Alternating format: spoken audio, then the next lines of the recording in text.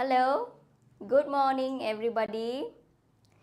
सो आज हम लोग क्या करने वाले हैं, फिर से कुछ CUET के इम्पोर्टेंट सोशोलॉजी सवाल करने वाले हैं। वैसे आज जब मैं क्लास करने के लिए जब मैं आ रही थी तो मैंने वही सेम एक गाना सुना जो बहुत सारे लोग क्या करते हैं, उसका मीम बनाते हैं और इंस्टाग्राम में लोग उसका रील बनाते हैं। तो वो गाना था कि क्या था वो वाला, हाँ, बिखरने का मुझको शौक है बड़ा, है कि नहीं। अच्छा, मैं अच्छा गाना नहीं गाती, लेकिन फिर भी चलो, आज सवाल अच्छे हैं। आज मतलब गाना चाहे मतलब बिखरा बिखरा हो, लेकिन सवाल बिखरे नहीं हैं, सवाल बहुत ही अच्छे हैं। और आपके आने वाले CUET 2023 अंडर ग्रेजुएट के लिए ये सवाल बहुत ही इम्पोर्टेंट है। तो गाना सुन के मेरे दिमाग में आया कि मतलब आज मैं भी बहुत बिखरी बिखरी हूँ, क्योंकि सुबह का क्लास करने में क्या होता है पता है ना, कि सुबह उठो जल्दी, उसके बाद प्रिपेयर करो, सबको करना पड़ता है। मुझे पढ़ाने के लिए प्रिपेयर करना पड़ता है, आप लोगों को पढ़ने के लिए प्रिपेयर करना पड़ता है। तो कोई नहीं, चाहे गाना बिखरा हो, चाहे ज़िंदगी बिखरी पड़ी हो, लेकिन फिर भी क्या करना पड़ेगा, समेटे हुए हमें इन सवालों को हमें करना ही पड़ेगा, क्योंकि ये बहुत ही इम्पोर्टेंट सवाल है जो आपके आने वाले CUET में बहुत काम आने वाले हैं। ठीक है, तो चलो स्टार्ट करते हैं। तो पहला सवाल क्या है, who among the following worked for abolition of the Sati system.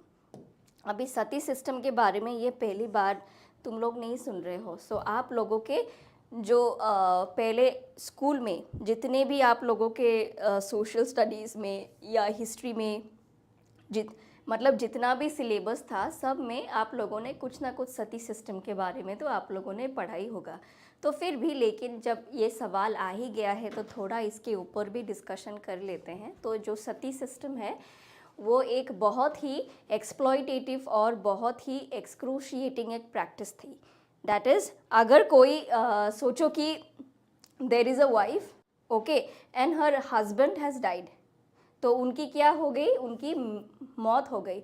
तो इसमें क्या होगा, जब पति को जलाया जाएगा, उसमें क्या किया जाएगा, जो पत्नी है उसको भी जला दिया जाएगा, वो भी जिंदा, मतलब उसका कोई वजूद ही नहीं है। अगर उसका पति मर गया तो उसके बाद बीवी जिंदा रह के क्या करेगी। अरे भाई, जिंदा रह के क्या करेगी का क्या मतलब होता है। जिंदा रह के वो कुछ तो कर पाएगी, लेकिन उन्होंने क्या सोचा, अगर पति मर गया है तो उसका कोई भी अस्तित्व नहीं है, इसलिए क्या करना है, इस पत्नी को भी जला दो। तो उन्हें जिंदा जला दिया जाता था। So that was a very excruciating practice. और ऐसा नहीं कि पत्नियां मतलब अपने आप ही जाके वो ज़िंदा जल जाती थी। कोई ऐसी भी लोग थे जिनको मतलब ज़िंदा जलना नहीं था। दे वे लाइक, मुझे नहीं जलना है भाई, मेरा पति तो मर गया लेकिन मुझे ज़िंदा रहना है, लेकिन उनको भी ज़िंदा रहना नहीं दिया जा सकता। They were also caught and they were also burned alive. Okay, so this practice, तो एक विद्वान थे उस वक्त में जिनका नाम था Raja Ram Mohan Roy, and he saw this practice. उन्होंने देखा कि उनकी अपनी भाभी के साथ ये सारे प्रैक्टिस हो रहे थे, and he got so affected by this practice, and later he thought कि नहीं, अब ये चलने नहीं देना है, मुझे आवाज़ उठानी है, मुझे समाज को बदलना है। और उन्होंने आवाज़ उठाई, और आवाज़ उठाने के बाद करीब 1829 में the Sati system was banned, it was abolished. और उस वक्त के गवर्नर जनरल ऑफ बंगाल कौन थे, लॉर्ड विलियम बेंटिक। ओके, ये सवाल भी याद कर लो, ये जवाब भी लॉर्ड विलियम बेंटिक। ठीक है, he was the governor general of Bengal at that point of time. तो राजा राम मोहन रॉय ने सोचा कि सबके साथ क्या हो रहा है, सबके साथ सभी औरतों के साथ, सभी विडो के साथ इतना बड़ा जुल्म हो रहा है, तो मुझे आवाज़ उठानी है और मुझे समाज को बदलना है। अगर आपको भी समाज को बदलना है तो आपको भी पहले अपने समाज को अच्छे से आपको जानना होगा कि कौन कौन से ऐसे चीज़ें हैं जो हमें अभी अपने समाज से हमें बाहर निकाल के फेंकना है। ठीक है, चलो अभी दूसरे सवाल पे चलते हैं। दूसरा सवाल क्या है? Who among the following opened the first school for women in Pune?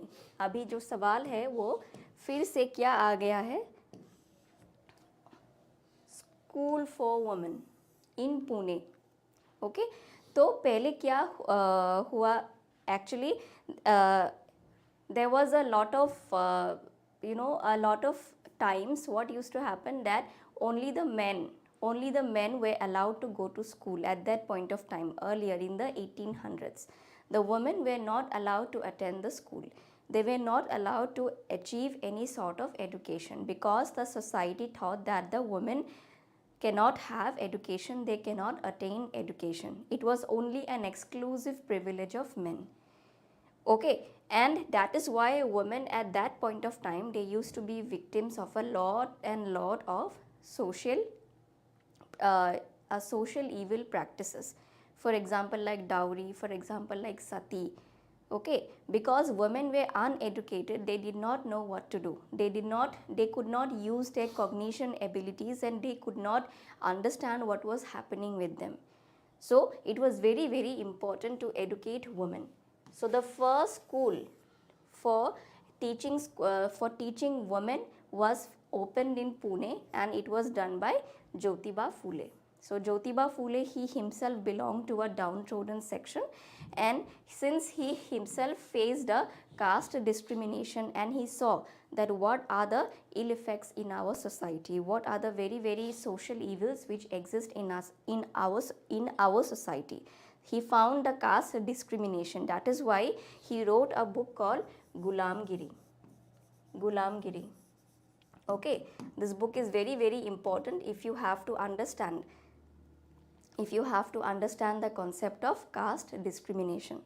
He wrote this book, and then further what happened, he also fought for the education of the girl child, and the first school he opened in Pune, and the year was 1829.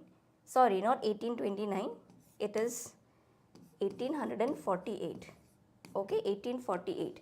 So it was in this year that he first opened a girls' school in Pune, and the person who opened the girls' school is Jyotiba Phule. The third question is, which among the following is not a feature of modernity? So which among the following is not a feature of modernity? अभी यहाँ पे सवाल क्या पूछ रहा है? Not a feature. Okay, the question is not asking about the feature, the question is asking not a feature. So you have to identify which among them is not a feature. Let's say emergence of new ideas, challenging old ideas, reinterpretation of tradition, none. So इसमें हमारा सही उत्तर क्या होगा? None.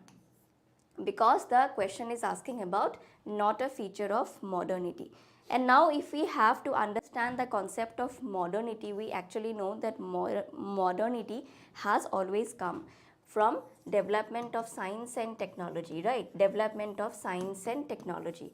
So from science and technology, there was always some sort of there was always emergence of new ideas. So from science we have always got new ideas, and with these new ideas what we have done, we have always challenged the old ideas. Challenged old ideas. Okay, so we have challenged the old ideas, some of the ideas which were very old in nature, for example like Sati system. Okay, then dowry system. Now people have been questioning the dowry system, why to practice dowry. Then there was female infanticide. So all those were the old practices. Then there is caste discrimination, the practice of untouchability. So all those we have started challenging because of the coming of some of the new ideas, and those new ideas have come because of science and technology.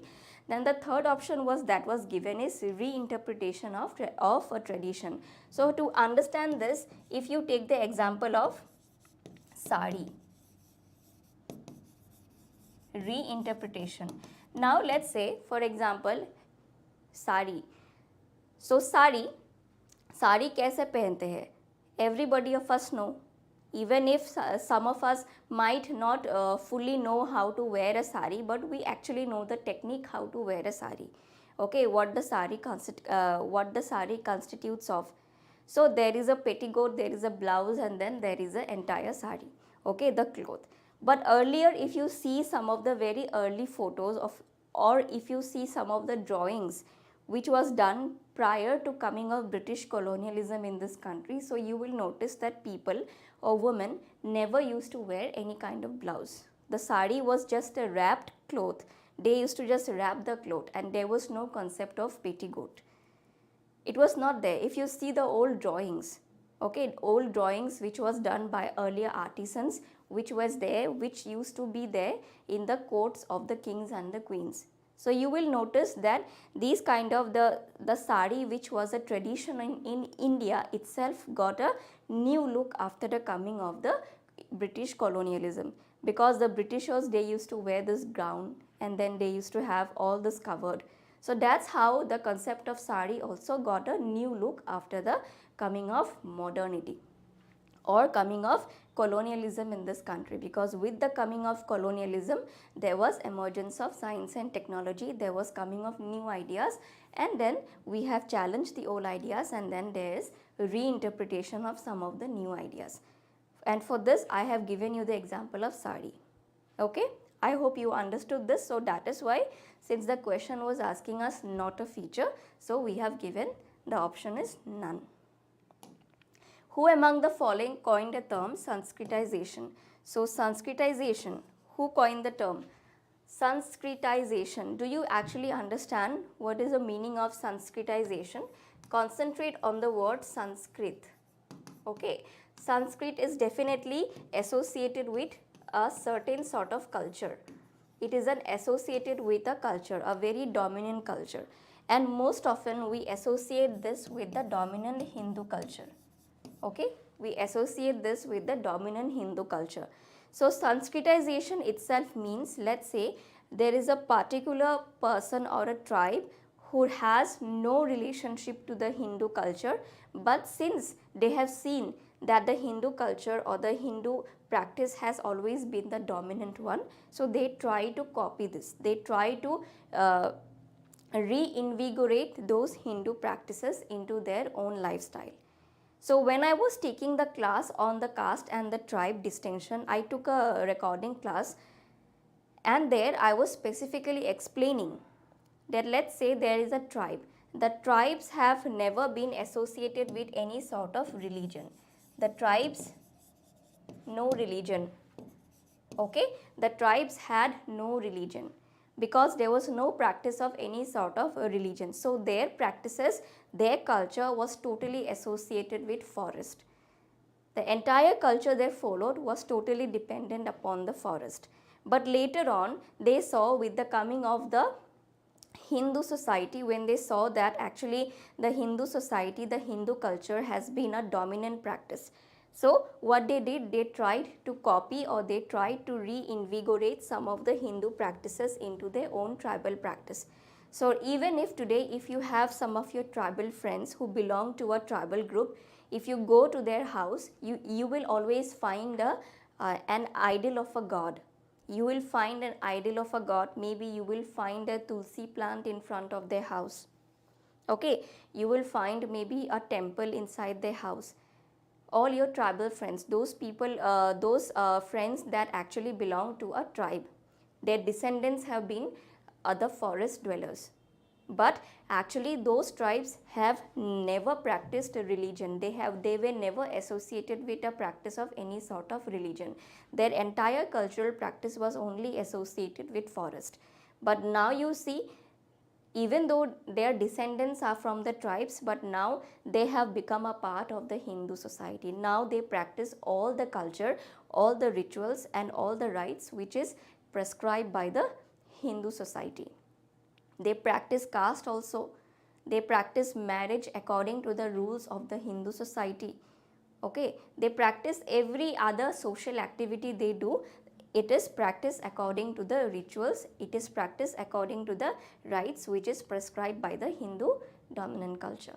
So that particular word is called as Sanskritization.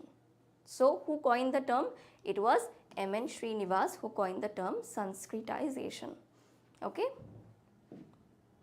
Now question number 5, who among the following authored essays on liberty? So when you always get a question like this, essays on liberty, okay, and all of you get confused with this. So you always have to focus on the word liberty.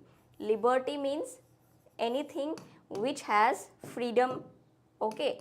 The concept of freedom is there, okay. The concept of right is there, the concept of justice is there, okay. All these things will be incorporated in the concept of liberty, okay. So for the first time there was a person who discussed about liberty. He discussed what liberty means and how liberty can be exercised and how liberty can be incorporated under the purview of the government, what the government or what the state has to do in order to secure the liberty, and how much of importance the liberty is for an individual development. So everything was discussed by someone called as J.S. Mill.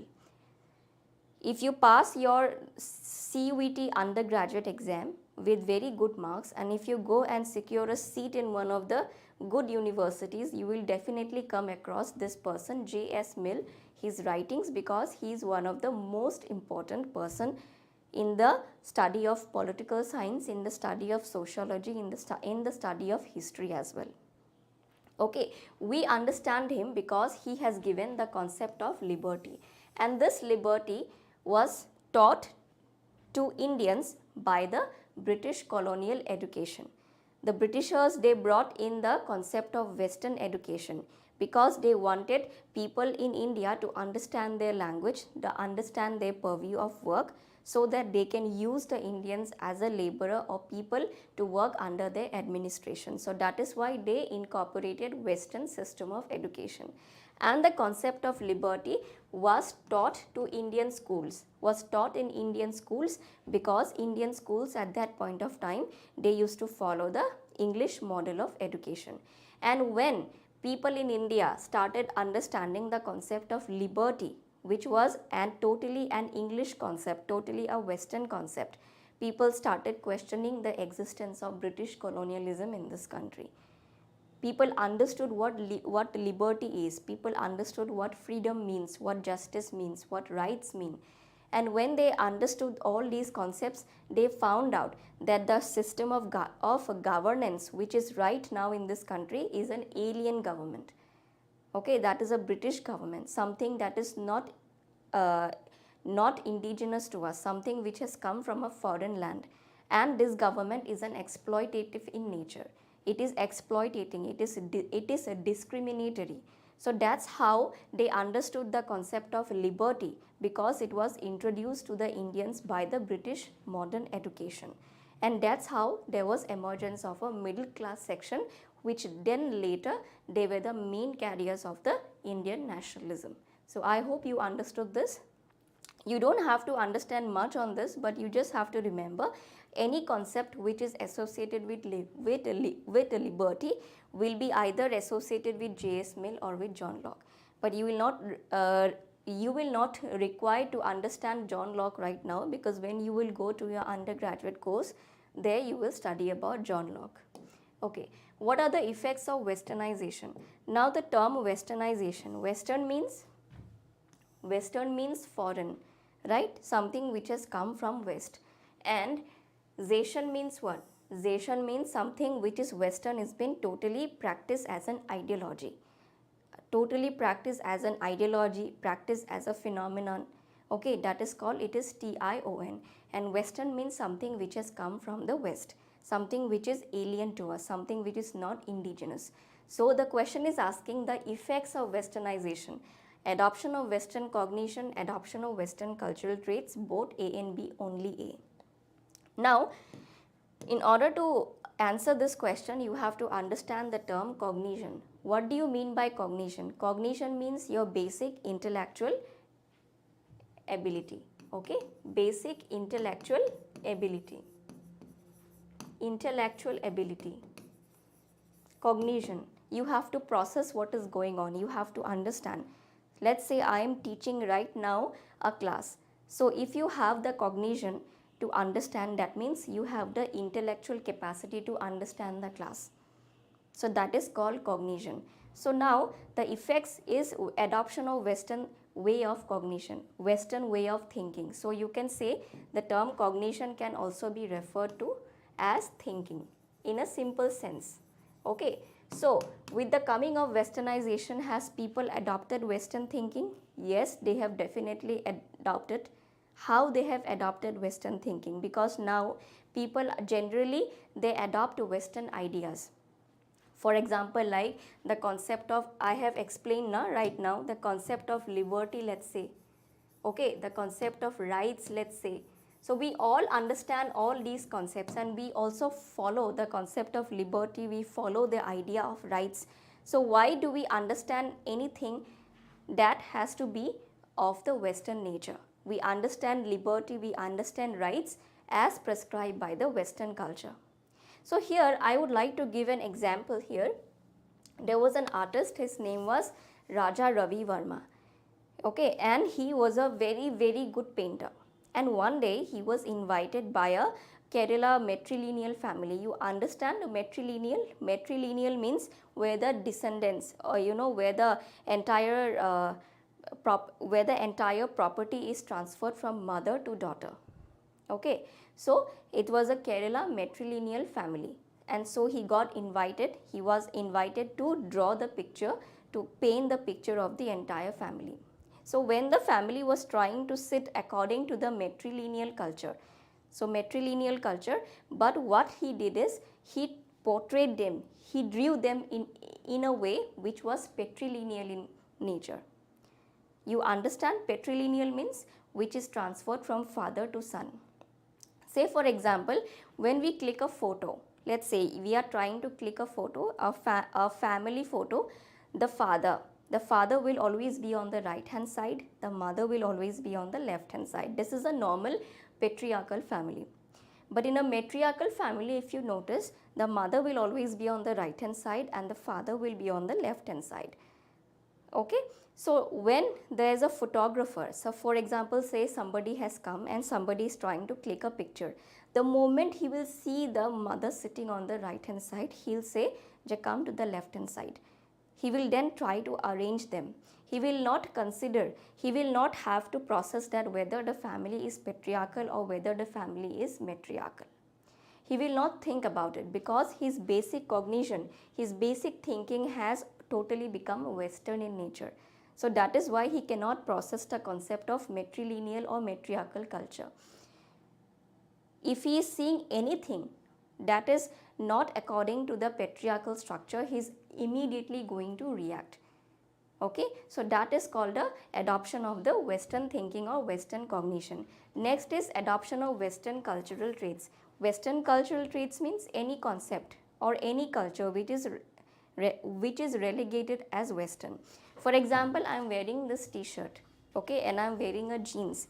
So this is not something which is Indian in nature. If I was following an Indian culture, I would have worn a sari or a mekhla chadar. I wasn't be wearing this t-shirt. So you see, everything that we practice today is totally Western in nature, something that we don't even care about right now. We don't even think about it. Okay, we do this as a very normal practice. So these are the effects of westernization. So we can say that both A and B is the correct option. Okay, now let's move on to question number 7. In modern day, caste functions as a political pressure group. This change is expressed by the term. So the institution of caste has become as a political pressure group. So what is this change? Because earlier we used to understand caste as a social structure. It was not very political in nature, but now in modern times, more than being a social culture, it is more of a political culture. So what is this change? This change is expressed by which of the following terms? Modernization or secularizations, both A and B or only A. So in this case, our correct answer would be both A and B. Why? Because the concept of modernity, when it was introduced, okay, the concept of modernity, I explained to you everything related to modernity. we always understand concept of rights, liberty, justice when we termed modernity. So from this modernity, the term secular has arrived. Okay, secular. Secular means in general sense we understand it's the division between the religion and the state. That is, the state does not have any part on the religion and the religion does not play any part in the state. Both of them are separate.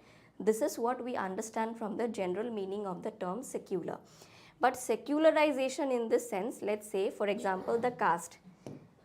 Okay, the caste system.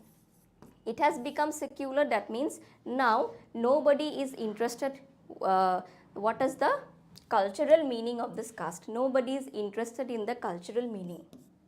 Cultural. Nobody is interested in the cultural meaning of the caste. I belong to one particular caste, but if you ask me what is the peculiarity of your caste, I might not be able to say. My friend is from a different caste. When I ask her what is the difference between your caste and my caste, she says that she belongs to a higher caste and I belong to a lower caste. Or say, okay, but when I ask her what is the difference, what is the peculiarity in it, she cannot explain, and neither can I, because we do not know the cultural meaning which is associated with caste. Because earlier we have understood that caste is basically divided on the concept of purity and pollution. But we do not understand that how our caste is related to pure, where the other caste is related to the concept of pollution.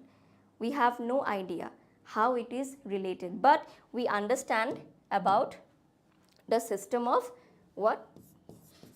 Politics in the caste. We understand the politics in the caste. How we understand? Let's say if I am from a lower caste, I will always understand the system of reservation which is presented to me. I will always look at the opportunity which is there, which is present because of my caste. If I need 50 marks in the upcoming CUET to get a seat, and if my friend who is from an upper caste, if she needs 90 marks, then I will think of myself as a privileged person because I do not need to secure more number of marks than her. So we understand the politics in the caste, but we do not understand the culture of the caste.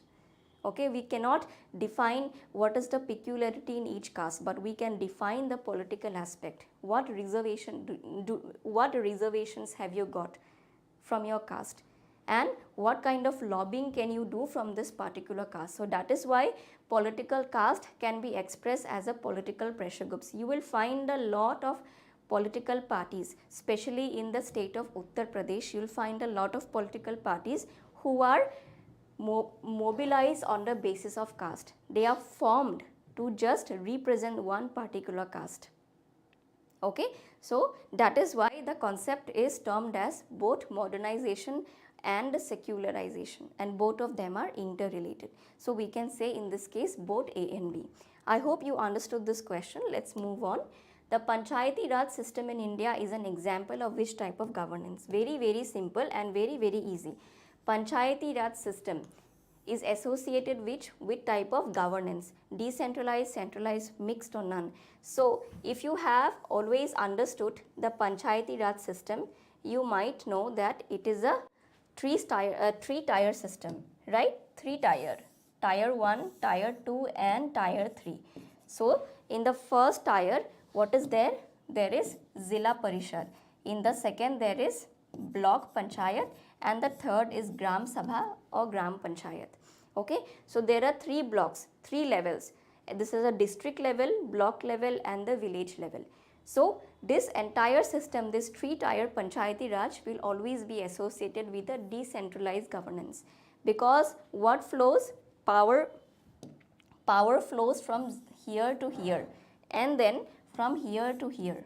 Okay, and whatever the issues that are there, in the village level, the participation will always flow from here to here and from here to here.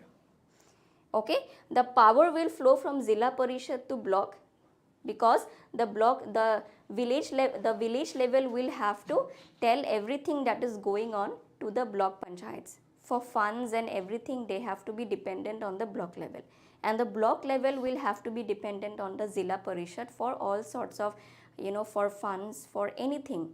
But in case of participation, from village level first, the person will participate at the block level, and from block level the person will move on to the Zilla Parishad.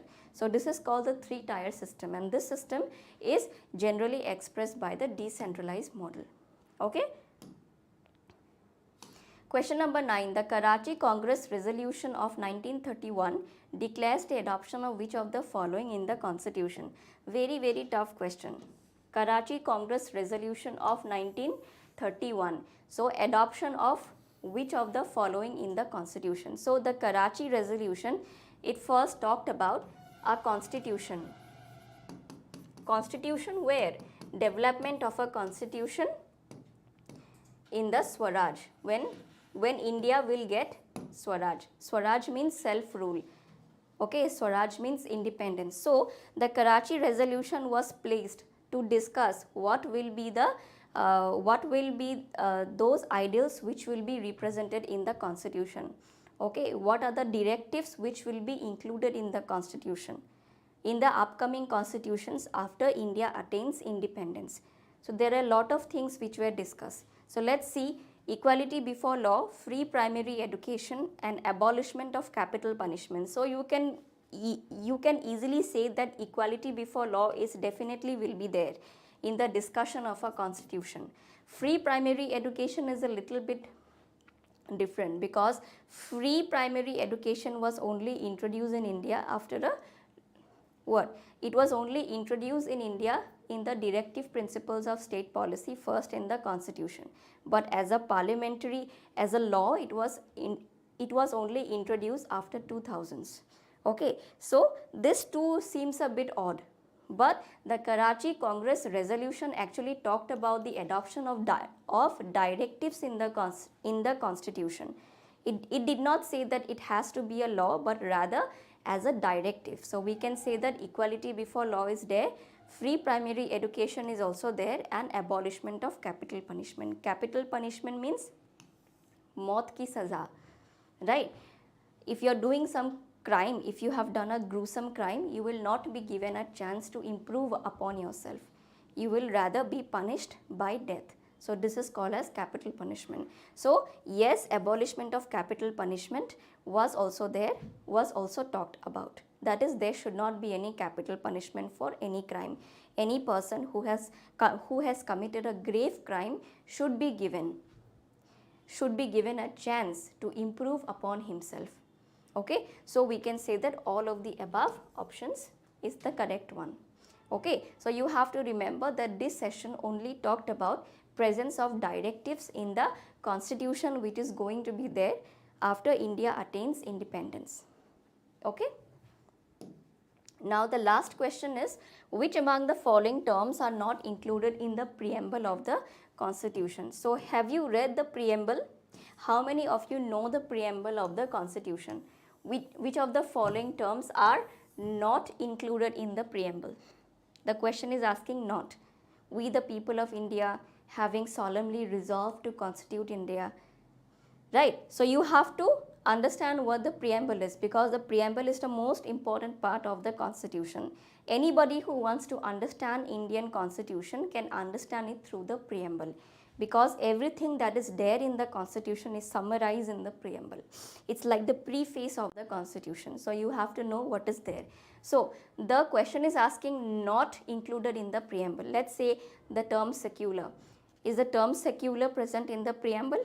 Definitely it is present in the preamble. Okay, next is the word called parliament, the term parliament. Is the term parliament present in the preamble? No, the term parliament is not present in the preamble. Okay, so we can say parliament is the correct answer, because the question was asking not included in the preamble of the Indian constitution. So the rest of the thing, equality and constituent assembly, is definitely included in the preamble of the constitution. Okay, if you read your sociology book, in the first page or second page itself, you will find the preamble of the Indian constitution. There itself, if you look through it, you will find the presence of the term called secular, presence of constituent assembly, and presence of equality you will find the term republic. Okay, you will find the term equality. Okay, but you will not find the term parliament. So parliament is the correct answer according to the question that is asking. Okay, so I hope all these 10 questions will be very, very productive for your upcoming CUET preparations.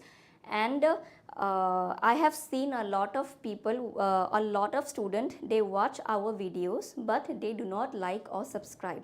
So please like and subscribe to our channel, because if you will like and subscribe to us, we will be more and more motivated to come with lot more MCQ questions and discussions.